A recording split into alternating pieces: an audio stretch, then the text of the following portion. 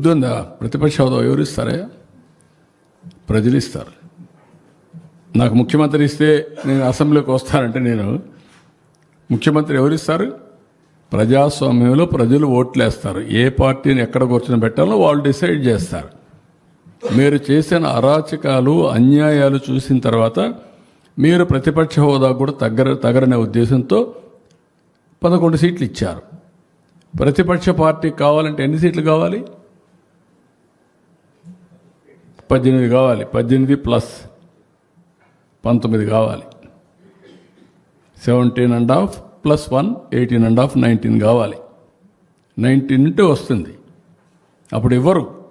అది రైట్, హక్కు, ప్రజలిచ్చే అవకాశం, అది ప్రజలిచ్చే అధికారం.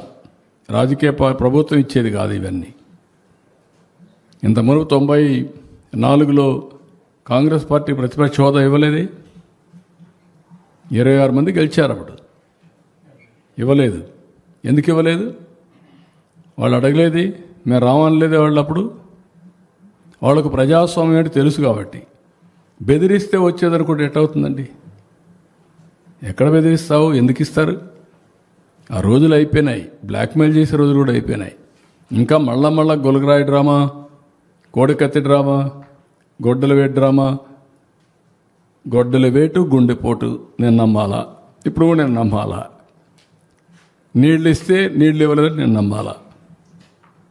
ఎరువు ఇస్తామంటే ఎరువు ఇవ్వలేదని మీరు హైజాక్ చేస్తే మేము మిమ్మల్ని రైతు ఉద్యమంగా భావించి మీకు జోహార్లు కొట్టాలా?